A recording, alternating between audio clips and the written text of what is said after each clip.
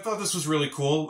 Back when Interstellar came out on Blu-ray for the first time, you actually got an IMAX film cell with it. Thought that was really cool. Obviously, I haven't really taken this out. I thought that was a really cool thing to have in the Blu-ray case. I'm probably going to put this away now so it doesn't get damaged. Anyway, let's just review Interstellar.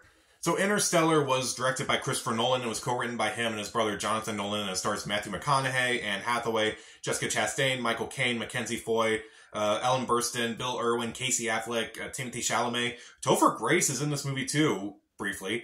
It has a bunch of people in it, and it's about basically planet Earth is dying. There's a new dust bowl going on, basically, and they're trying to find a new way to, prolong humanity, make sure humanity survives. So when Matthew McConaughey's character Coop comes into like this facility where the scientists are discussing about, going up to space and seeing like what kind of new home is out there, he joins along, leaving behind his family, and basically he has to travel to find a new home and save humanity. So when I heard about this movie, I was very excited because at the time I was definitely more into Christopher Nolan way back then than I am now. I'm still really excited about all of his movies, but like I was definitely way more into his movies back then. So when I heard he was doing a movie in space, I'm like, okay, I kind of saw him as a modern day Stanley Kubrick, so it makes sense that like he would kind of go into space. Like, why not do his version of 2001: A Space Odyssey? Why not? And when I heard it was also going to be a little bit more scientifically accurate than a bunch of other sci-fi movies, I was also ecstatic because a lot of sci-fi movies out there are not scientifically accurate. Even someone like me who doesn't really understand science knows the science in science fiction movies is kind of dumb. So I was definitely excited for that. The trailers looked great. I remember when the movie came out, the reviews for it weren't that great. They weren't great as like some of his other works like Inception or Dark Knight or Memento even got worse reviews than Dark Knight Rises, which I'm like, really? Why? Like, that makes no sense, but whatever. Honestly, I would consider Interstellar Christopher Nolan's most underrated work. I think it's his most underrated movie, personally. I think it's his most heartfelt. It's a combination of Stanley Kubrick and Steven Spielberg. I do think it works really well. I really enjoy this movie for the most part. It's not flawless by any means, but I do really like it overall. So, what do I like about the movie? I mainly like the acting in the movie. Like, Matthew McConaughey is really good in this movie. I'm not really a big fan of Matthew McConaughey. He does give a good performance every now and then, but I did really like him in this movie. I bought his character. I bought his character's relationship with his kids, mainly with Murph. I thought that was really well done. Jessica Chastain, I thought she was really good, as is Mackenzie Foy in this movie. Both only since they're playing the same character, basically. I think Mackenzie Foy is actually better as Murph than Jessica Chastain is, but I do think they both do a good job. Bill Irwin is surprisingly really good in this movie, too, as the voice of the robot. Like, I thought he was surprisingly funnier than, like, a lot of the other human characters in this movie, which is surprising, but whatever. Visually, this movie is very stunning. Like, looking back at it, I'm just amazed by, like, the visuals of this movie. It's like, how they do this? Like, every time he does, like, a visually stunning movie, I'm still impressed by, like, how he actually does these things. Like, it's just incredible. The score by Hans Zimmer, honestly, one of my favorite scores. Christopher Nolan's movies usually have great scores in them. Like, this is no doubt one of his best. Like, Hans Zimmer's score is really great here. It definitely has, like, those loud, bombastic moments. But I honestly like the smaller, quieter scores in this movie. I think that is really where the emotion of this movie really does work. And the score actually helps it more than it hurts it. And I also, again, it's Nolan's most heartfelt movie, which I feel like, because of, like, the relationship between Coop and Murph in this movie, it's actually very well done. It's actually very sweet, and it's not necessarily sweet, but it's very heartbreaking when you really watch it. And especially watching it now as well, because like when you see things in the world that are happening, like this summer we've been dealing with all the smoke from like all the Canadian wildfires, and I'm like, so how much sooner are we going to be living in the world of Interstellar? Like how much longer? Because that is actually really scary. Oh well. Meanwhile, the cinematography is just absolutely stunning. I'm just amazed by like how well shot this movie is. Like, just make sure to capture like all these like different worlds and like how unique they all are. And again, the movie is mostly scientifically accurate, surprisingly. Well, I won't say that because we get to the third act, which makes no sense, but I'll talk about that later. And there are a lot of great scenes in this movie where, like, my favorite scene in this movie is after they're on that planet where it's like, they're only on it for a few hours, but like several years pass on Earth.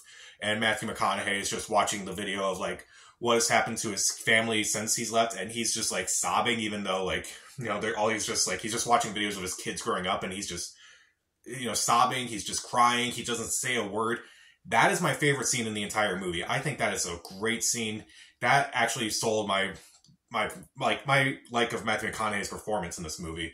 Also, I kind of like the fight between Matthew McConaughey and Matt Damon because it kind of corresponded with the fight between Jessica Chastain and Casey Affleck. That was really well done. The docking scene was really cool, and like I do like all the pretty much all this stuff in space. I think is really well done and is captured very well. I do also think that the relationships between the characters are also very interesting. Again, mainly the one between Cooper and Murph. I thought that was really well done. Some of the other ones aren't so great, but I'll talk about those in a bit. And for a movie for Christopher Nolan, a lot of his movies are just loud and just bombastic and such. I honestly appreciated the quieter moments of this movie too. I like them more than the louder moments, honestly. Again, it kind of focuses more on the emotion in those scenes rather than just making sure they're going as big as possible. It's actually really, it's his most heartfelt movie. And also probably his most heartbreaking movie, I should say. But I think for that reason alone, that's kind of why I think Interstellar is an underrated movie. But let's talk about the things I don't like about this movie. And that is pretty much everything in the third act. Okay, not everything. But the third act is a little bit crazy. So if you've not seen Interstellar yet, which it's been out for almost a decade now, the third act, I think, doesn't really make a whole lot of sense. For a movie that was based around the fact that it was being a lot more scientifically accurate, they even got Kip Thorne to be a scientific advisor on this movie. Some of this movie just doesn't really make sense. Coopin goes into his Tesseract and turns out he was actually Murph's ghost who was trying to do Morse code and all that and basically just say all these things and such to her throughout her life. Yeah, I don't think that's scientifically accurate. If Steven Spielberg did that, I wouldn't be surprised, but then again, he would never say this movie is scientifically accurate. This movie tried to be, and then when that happened, it just didn't buy it. And also, I didn't really care for the relationship that was trying to build between Matthew McConaughey and Anne Hathaway. Her fiance's on this mission with them, and then when he dies, it's I guess they have a bond. It's kind of forced, honestly. It's because they're the big name stars of this movie. Still didn't buy it. Usually I like Anne Hathaway, but I felt her character was not very well developed, unfortunately. I felt disappointed in her performance, honestly.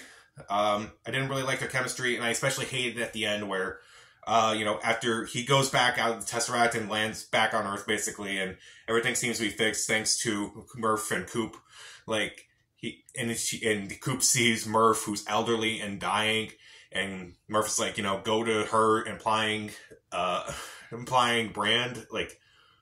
Why? They had no chemistry whatsoever. Why would you tell him to, go out there? I felt like the movie was mostly about the relationship between, Murph and Coop, but that just kind of seemed out of left field, honestly. It just didn't really make sense. Why? It's because she found a habitable planet as well. Okay, but, you're all on Earth now. Okay, I guess maybe just rescue her, but not because it's a romance thing, but just rescue her because you don't want to be a bad guy, but okay. And also, admittedly, when Coop just gets involved, it's kind of ridiculous. So he comes across this, secret government facility. He can't really sneak in, but, he and Murph do sneak in, and then they learn about this mission. It's well, we need a guy like you anyway. It's okay, then why didn't you tell him sooner about this? I feel like that really would have worked. But that would have been a lot more effective than just, him just sneaking into the facility with his daughter and just finding out that way that you need him for your mission. But oh well. So Interstellar, I do think it really works just as long as you're not really thinking too hard about some aspects of it. The acting is really good for the most part. The visuals are stunning. The score by Hans Zimmer is great. It's funny at times. The cinematography is great. It does make you kind of want to look into the science of all these things that kind of appear in this movie. There are great scenes. There are decent relationships between the characters. The quiet moments stand out more than the loud moments. And again, it's Nolan's most heartfelt movie. It's a combination of Stanley Kubrick and Steven Spielberg. It's why not? And even though I have a lot of issues with how the movie kind of sets up and how the third act kind of plays out, I still think it's an emotionally impactful movie. Again, probably his most impactful movie, I would say. I'll give Interstellar 3.5 out of 4 stars. See it. So, what's your favorite movie in space? Comment down below, subscribe to the channel. This is Pat. Stay safe.